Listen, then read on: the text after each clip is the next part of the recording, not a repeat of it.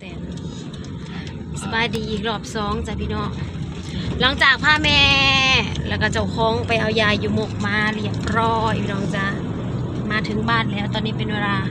2 โมงแรงบ่าย2 โมงบ่าย2อย่างเลยก็มาพาน้องเทียบไทยไปหาหมออีกสวัสดีปะลูกน้องเทียบไทยเป็นไข้ร้ายมือแล้วบ่เศร้าพี่น้องเอ้ยเมื่อยแต่กินยาอยู่เพื่อนเลยพวก15ไปกวดเบิ่งก่อนพาไปกวดเลือดก่อนไปกวดเบิ่งเลือดเบิ่งยางแล้วจังจัดยามากินใครจะไปคลินิกสิกายห้องหมอสมโนครัวเขาไปเอามาฮะ ห้องปวดรวดด้วยกัน กวดคือกันไปห้องหมอก่อน นี่ได้ห้องหมอหรอกกายห้องหมอไปคลินิกบ่ไปใส่ คลินิกประเทศไทยเนาะ ห้องหมอ หมอสิได้แต่ยาพาราดอกยา มีอยู่นะยาพาราถือไปนั่ได้เดียวนี่ข้าสิเอายาพาราเก็บปวดให้นะอยากได้ยาดีกว่าหันอีกนะเดียวนี้นะมันกินบ่เศร้า ไปคลินิกกัน แต่ว่าคอยก็ถือยาไปนั่อยู่คันหมอทามว่าเอายาตัวใดให้กินเขาจะจัดให้ขั้นที่ซื้อน้ำมันก็ซื้อก่อนบ่หรือเขาเปิดเบิดมือ หมอจ้าเขาได้พลังงานเลย เติมน้ำมันไว้ก็หาเซนพี่น้องเอ้ยน้ำมันก็บ่มีแถมแพงอีกเลยหากน้ำมันก็ทำมื้อนี้เขาขายแต่ละมื้อนำได้ขาย เก่าเขาก็ไปคลินิกกันเลยเนาะไปคลินิกเนาะเทใส่ไข่มาเป็นประเทศไทย เจ็บท้อง เจ็บท้องเราพอคลินิกกับเช้า เจ็บท้องสบายได้นั่น ตอนเรียนยังเช้า อืม แล้วอันนี้ รถเต้นไล่เต้นไปเต้นมาไปสิไปหดหนาคลินิกมันเศร้า เด็กไทย ไข่นี่คือกันทันแรกคงกินยาลายอะไรอยู่ ก็ เงี้ย คลินิกมันก็เช้าได้เป็นเด้อ กินยาอยู่คู่มือมื้อนี้ข่อยเอายาแก้อักเสบไปกินน้ำมื้อนี้ค่ำมาแล้วมันคิงหอนเบัดคืนนะพี่น้องเขาก็มาเซ็ตแล้วก็ลงกับอันนั้นอยู่แต่ว่ามันหักนานเศร้านะหุ่มอยู่แต่สิให้หมอกวดเบิ่งเลือดเพราะว่าไข่ทุกมื้อนี่มันก็อันตรายเนาะ อันอยู่ห้องหมอน่ะก็มีแต่พวกไข่แดนนะครับไปหมกมื้อนี้นะเจ้าสุพีเองก็เจ็บคอนี่แต่ว่ากินยาเองพวกเขากวดเอาไปกวดเอาแต่ยาดีหมดลูกซื่อๆเจ็บคอเจ็บข้างก็กินยาดีเจ็บคอเอาคลินิกพี่น้องเอ้ยน้องเทพไทยมาคลินิกเต้ยแล้วฮะนี่แม่นบ่ละยา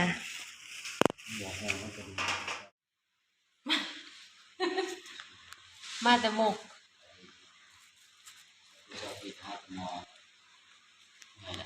เมื่อยแล้วมาแต่หมกแล้วบัดมาหอดคลินิกต่อพี่น้องเลยเอาน้องเทพไทยมาหาหมออยู่คลินิกมาเนี่ยเพราะว่าไข่บ่ลงมันเป็นไข่แบบว่าอันน่ะตีนน่ะเย็นนี่เย็นจะเจาะอยู่คือบ่มีไข่นี่เดี๋ยวนี้นะนี่เครื่องโตขึ้นมานี่นะฮ้อนนี่ดิยิงบ่หลวงต้องกวดเบิ่งเลือดแต่ว่าเขากินยาลายหั่นนะพี่น้องยามันเป็นเป็นยาไม้แล้วมันไข่มันก็มีลายไข่เสมอนี่เขาต้องได้อันนั้นพระเจ้าเพิ่นบ่อยากมาเด้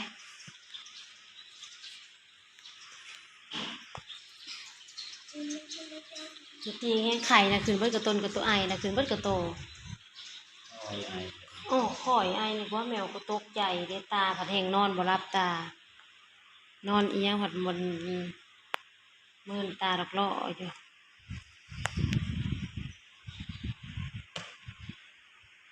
กวดเลือดรอผลกวดเลือดใช่ปะโอ้ยตายอยากกินน้ำเดี๋ยวนี้นะรอผลกวดเลือดซะก่อนเมื่อยดิพี่น้องเลยมาหอนไหนแล้วมันย่ำฮอดนอนเงินลาว บ่ได้พักได้เศร้า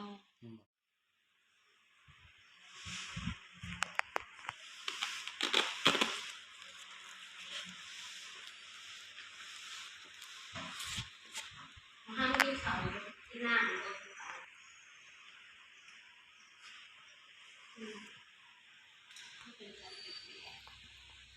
ตีมันดี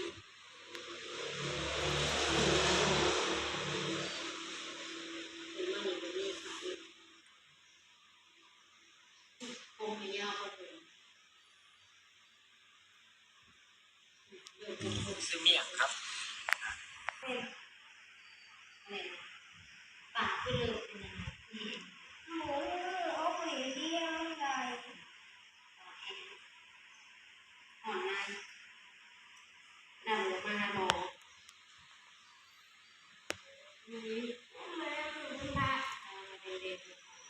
เช้าไว้เด้อบุญบ้านบริจะได้เด้อนะเนาะฉะนั้นเขาก็มาขายเครื่องแล้วบ่อื่นนี่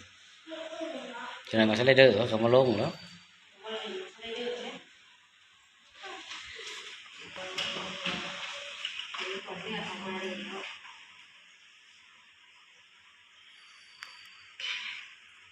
ประเทศไทยคนเลือดออกมาเลย จะติดเส้นเยอะ เชียงก็ยังมองออกมาแค่เพิ่ม น่าจะออก หน่อยสิตัดเล็บหลังเลยนะนั่งดิน้องดินี่เป็นบ้านคนใช้หน้าต่างนอน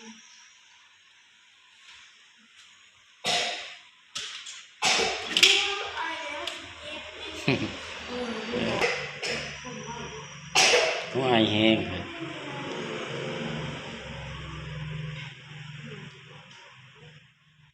มันก็ดินแม่นี่หมู่บ้านนี่บ่ได้ยั่งพี่น้องเอ้ยในยา4 กระปุก บางพอทุกคน แนมรถให้พ่อในลูกของไอเทมเบิด400,000พอดีบักเทาดินแม่นี่กลนหมู่บ้านนี่วันนี้ไปหมุกกะพาอีแม่ไปหมุกกะว่ามันสิเบิดหน่อยๆพี่น้องเอ้ยหลักหมื่นไปหมุกก็ดีผู้ดีเงินเหลือมามืออันเอาไปผ่าหั่นแหละมือไปผ่าตัดนะก็มาเหมาะใส่มือไปเอายาต่ออีกกะมืด รถจะพอ เฮ้ยชีวิตเศร้าซะเด้อหมอบอกนะเศร้าซะเด้อเทพไทยเอ้ยหมอว่ะสมาหาแต่หมอหลายเมนี่คือกันหั่นแหละหมอยังนัดอีก6 เดือนนัดไปอีกบ่ไปเลย เดี๋ยวผมกลัวก็ได้ดอกมันได้ไปแต่ได้ไปอยู่ดีได้พาอีเมลไป อีเมน่ะไปอีก2 เดือนอีพาอีเมไปอีกตะกี้เพิ่นสินัดเดือนหนึงเลยว่าเฮาไปยากมายากก็เลยว่าบอกว่าเอาสักนัดห่างมาอีกซะเพิ่นน่ะเอา2 เดือน เพราะว่าในภาย2 เดือนอยากให้มากวดเลือด มันห่างออกแน่ครับห่างออกอีกแล้ว อืม ไว้เริ่มเทียบกันหลายกันเลย เอาจาก3 เดือน 4 เดือน จาก ค่ะ 3 เอาหลายๆก็ได้นะคันว่าให้กินตลอดนะ เขาจะไปจากช่วงนี้เพราะว่าเขาอยู่ในระยะแรก แม่สีหอนมือสงการแล้ว สิฮอดอยู่ เอาไปยังคุณนะ น้องเทพไทยเป็นไข้ ไปยังคุณนะ ไข่ธรรมดา เป็นไข้ธรรมดาไข้ไอไข้เป็นน้ำปอดขึ้น แม่ไปยังช่างเนี่ย ไปซื้อปูนให้อาปื้อลูกเดี๋ยวนี้นะชุกคนฝากมาซื้อน้ำมันฝากมาซื้อปูนแต่แลนหาซื้อปูนให้น้องดาวอีกบัดนี้ซื้อปูนให้น้องดาวซื้อปูนซื้อน้ำมัน แม่มองให้กินมองให้กินขนมดำเลย บ่ให้กินขนม ไว้กินเป็นขนมกินได้แต่นม กินได้แต่นม เปรี้ยวนมยังกินได้ นมเปรี้ยวนมเย็น ไว้กินเย็นเกิน นมไมโลก็กินได้บ่ กินนมธรรมดาเอา คนนอนได้ทุกคนนอนกินเลย กินแต่ เมนี่ก็คือกันเลยเดี๋ยวนี้เมนี่ก็งดของ ต้องการเลย งดบัสเนลเลยเดี๋ยวนี้นะน้ำเย็นกินน้ำเย็นบัวานนี่ก็พิษไปแห่งกินเบียร์อีกวันนี่หมอบอกว่าให้กินเบียร์แล้วบ้านนี่หมอว่ากินแอลกอฮอล์อยู่บ่าวะ กินเก่งมัน ชอบกินแอลกอฮอล์อยู่บ่าวะโอ้กินทุกมื้อมากแต่แทะเบี แอย ร์ ลกอฮอล์เนาะได้แม่ แอลกอฮอล์เบียร์นั่นเด้งดเด้อหมอว่าบาทนี้นะกินยาตัวนี้เลยบ่ได้กินแล้วบาทนี้ เรียกตัวแม่ทางนั้นเสียผู้เคี้ยวจีเจได้ นี่แหละจอดยังนี่นี่บ่ได้ไกลดอกจะไปไกลนะยันเหยียบเล็กเหยียบลา เจ้เพิ่นมาอยู่นี่ เออ วันนี้เจ้านั่นนั่ง กดว่าไปละได้พ่อไปหาหมอมาแต่มุกไปหาแต่หมอช่วงนี้ก่อนสิบ่มาหาเจ้านะ ฮะพาแม่ไปผ่าตัด ไปผ่าตัดนิ้วได้ท่อน้ำบีอยู่มุกอินเตอร์ ไปนอนอยู่พุ่น7-8 มื้อแล้วก็มา แล้วก็แม่เพิ่นนี่ก็เสียหญ้าเฮาน่ะหญ้าแกนน่ะเด้หญ้าแกนเสียแล้วก็พาแม่ไปผ่าตัดก็สิยากนะ แล้วก็มามื้อนี้ก็พาไปนัด2 อาทิตย์แล้วก็พามื้อนี้พาไป งานแนวแน่สองถุงสีขาว แล้วก็สิมาเทเฮือนนั่นน้องดาวหั่นแหละเป็นหยัง กินฟาร์มเขา เอาคือจะเอา2 ถุงหนึ่งก็พออยู่วะ เดียวเหรอวะพาไปเพียง2 ถุง เอาลูก อันห้องหนึ่งอันถามแล้วกับเดียวแต่ห้องหนึ่งเนาะห้องนอนห้องเดียวเงินคอยเอาให้เจ้าเลยได้เอาหากระสอบแต่จักสอบแล้ว เอาไปกินเงินใช่ไหม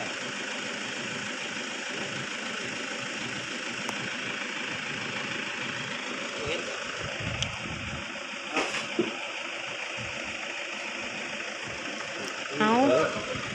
เงินใบพันนะคอยเอาให้แล้ว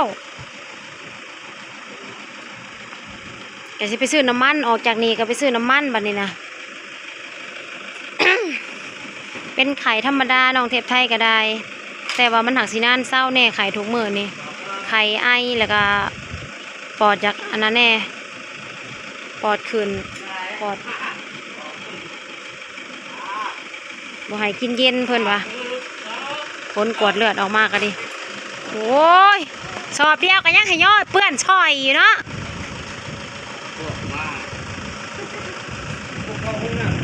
ว้าว เท่าไร เป็นเท่าไรจ้า ขึ้นเท่าไร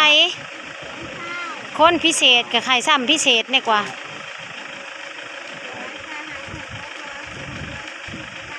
เอายังแน่เอาแต่เท่านี้บ่มาแหวเติมน้ำมัน น้ำมันกับบ่มีได้อยู่บ้านเฮาน่ะต้องมาบันดาลบ่ได้มีขายดีเด้อพี่น้องเอ้ยน้ำมันน่ะบ่มีขายแล้วอยู่บ้านซาสบีมาซื้ออยู่ในเมืองพี่รถจักรเบิดรถน้องดาวบ่มีน้ำมันขี่ก็เจ้าก็ฝากซื้อแซวๆอยู่รถเฮาก็จักมีบ่มีเฮาบ่ได้เอาอันนั้นมาพวกอยู่ในเฮือนน่ะก็ได้รถเฮือนใหญ่ก็จักมีบ่มีลืมจ้ะซื้อให้หมู่เจ้าก็ตกก็จะมีจากตกบริซื้อเมื่อใส่รถเฮาโอ้ยเมื่อยเนาะพี่น้องเมื่อยน้ำเงินวัตถุดิบต่างๆสิ่งของกินของใช้แถมยังเจ็บยังไข่โอ้ยวิดวางซะเด้อบัดนี้ฉันเมื่อยเด้วิดทุกข์วิดโศกวิดโลกวิดภัยซะเมื่อยพี่น้องเลยบางเทื่อเขาจนอยากท่อแต่กระสูบ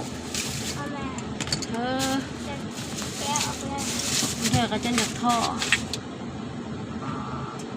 แต่กระสูต่อไปทุกคนนี่ก็เติมใส่หาแซนไว้รถไงนี่จ้ะจักได้จักลิตรบุหาแซนก็ได้ตะกี้นี่เติมหาแซนซ้ำตะขี้พี่น้องเลยอันนี้หาแซนไปลองเพลงกันมาบ่ได้บ่จักขั้นบ่รักล้าน จะมีเงินไปหาซิปอยู่ปะ มี 50,000ประมาณนี้ เพิ่นติดไว้ซื่อๆเทื่อกวาดเลือดแล้วพวกพ่ออีหยังเพิ่นก็จังสิได้ใส่ให้เลยลูกก็สำบายก็บ่ได้แทงเลือดใหม่พี่น้องมาฮอดเฮือนฮอดซ่านแหละอันนี้เป็นยาของคุณแม่เอง ยาแม่แก้วเฮ็ดบ่ไกลายหนึ่งยาดีคอไทรอยด์น่ะแห้งเบิดหลายยาอีแม่น่ะเกือบหมื่นอันนี้ของน้องสลาซุปเปอร์นี่เองหลักพันปลายบ่แพงแต่ของอีแม่น่ะแพงแฮงอันนี้ไปเอาอยู่ห้องหมอมุมอินเตอร์เนาะปัวหมดลูกเต้นดองร้ายกับเจ็บใส่เจ็บพุงอันนี้ของน้องเทพไทยนะคะ4 กระปุก4 แก้ว4 ขวด แม่เท่านี้มันคือบัวเป็นตะแค ทำไมเยอะแท้ลูกหึ เท่านี้มันคือบัวเป็นตะแค เศร้าแรงลูกเอ้ยมาแรงจังกินเบิ่งก่อน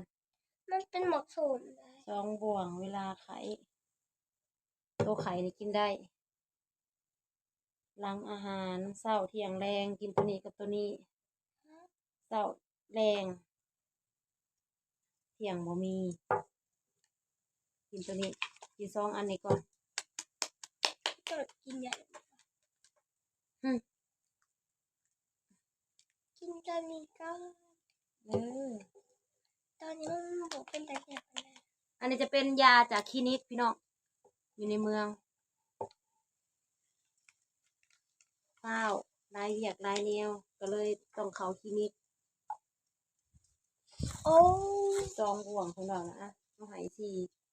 ฮะ ให้สี่ไปเลย5ปกติแหละ5 แม่ตัวนี้กินบอมเด็กบอย เออเอาอันสามนี้พอเอ้ยอย่าให้มันเหี่ยเลยกว่าเลยน้ำนะ เจ้าก็ว่างจอกดิ ซองบ่วงเวลาไขเอาบ่วงมาพองลูก แม่จอกนี่ก็เที่ยวกับเบิร์ดเลย เดี๋ยวเอาบ่วงมาพองซะก่อน ให้อีกแม่ เออ